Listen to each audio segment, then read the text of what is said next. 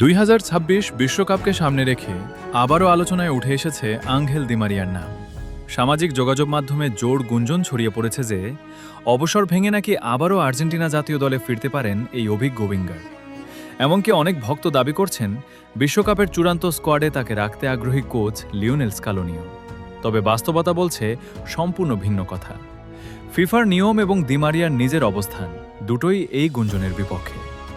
2026 বিশ্বকাপের প্রস্তুতির অংশ হিসেবে ইতোমধ্যে 55 সদস্যের প্রাথমিক দল ঘোষণা করেছে আর্জেন্টিনা ন্যাশনাল ফুটবল টিম। অভিজ্ঞতা ও তরুণদের সমন্বয়ে গড়া এই স্কোয়াডে জায়গা পেয়েছেন বেশ কয়েকজন নতুন মুখ। তবে আলোচনার বড় বিষয় হয়ে দাঁড়িয়েছে দি মারিয়ার অনুপস্থিতি। 2022 কাতার বিশ্বকাপ জয়ী এই তারকাকে না রেখেই ভবিষ্যতের পরিকল্পনা সাজাচ্ছেন স্কালোনি। আগামী 28 মের মধ্যে 26 সদস্যের চূড়ান্ত দল ঘোষণা করবে আর্জেন্টিনা। সামাজিক মাধ্যমে বিভিন্ন ফুটবল পেজ, ইউটিউব চ্যানেল ও গ্রুপে দাবি করা হচ্ছে দারুণ ফর্মে থাকার কারণে আবারও জাতীয় দলে ফিরতে পারেন দি মারিয়া। বিশেষ করে নিজের শৈশবের ক্লাব রোসারিও সেন্ট্রালের হয়ে ধারাবাহিক ভালো পারফরমেন্সের পর এই আলোচনা আরও জোরালো হয়েছে। তবে মূলধারার কোনো আন্তর্জাতিক গণমাধ্যম কিংবা আর্জেন্টাইন ফুটবল ফেডারেশন থেকে এ ধরনের কোনো তথ্য নিশ্চিত করা হয়নি। 2024 কোপা আমেরিকা জয়ের পর জাতীয় দল থেকে আনুষ্ঠানিকভাবে অবসর নেন দি মারিয়া। এরপর বিভিন্ন সাক্ষাৎকারে তিনি বারবার জানিয়েছেন জাতীয় দলের হয়ে তার যাত্রা শেষ। তার মতে নতুন প্রজন্মকে সুযোগ দেওয়ার এখনই সঠিক সময়। দীর্ঘ ক্যারিয়ারে দেশের জন্য যা অর্জন করার ছিল তার প্রায় সবই তিনি অর্জন করেছেন। সম্প্রতি রোজারিও সেন্ট্রালের একটি ম্যাচ শেষে সাংবাদিকরা আবারও বিশ্বকাপে ফেরার প্রসঙ্গ তুললে বিষয়টি হাস্যরসের ছলে উড়িয়ে দেন দি মারিয়া। তিনি মজা করে বলেন, স্কালোনি ইউরোপের ম্যাচই বেশি দেখেন, আর্জেন্টিনার লিগ নয়, তাই তাকে নিয়ে ভয়ের কিছু নেই। তার এই বক্তব্য থেকে স্পষ্ট বোঝা যায় জাতীয় দলে ফেরার বিষয়ে তিনি মোটেও সিরিয়াস নন।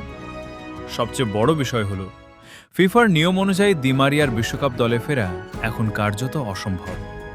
বিশ্বকাপের আগে প্রতিটি দেশকে প্রথমে একটি প্রাথমিক স্কোয়াড জমা দিতে হয়, পরে সেই তালিকা থেকেই চূড়ান্ত দল নির্বাচন করা হয়। চূড়ান্ত দলে কোনো খেলোয়াড় গুরুতর চোট বা অসুস্থতায় পড়লে কেবলমাত্র প্রাথমিক তালিকায় থাকা অন্য কোনো খেলোয়াড়কে বদলি হিসেবে নেওয়া যায়। যেহেতু আর্জেন্টিনার প্রাথমিক 55 সদস্যের তালিকাতেই দি মারিয়ার নাম নেই, তাই নিয়ম অনুযায়ী তার আর দলে ঢোকার সুযোগ নেই।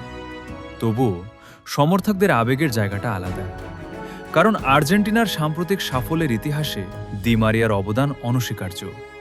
2021 কোপা আমেরিকা ফাইনালে ব্রাজিলের বিপক্ষে তার গোল, 2022 ফিনালিসিমায় অসাধারণ পারফরমেন্স এবং 2022 কাতার বিশ্বকাপ ফাইনালে ফ্রান্সের বিপক্ষে দুর্দান্ত গোল সবই তাকে আর্জেন্টাইন ফুটবলের অন্যতম বড় নায়ক বানিয়েছে।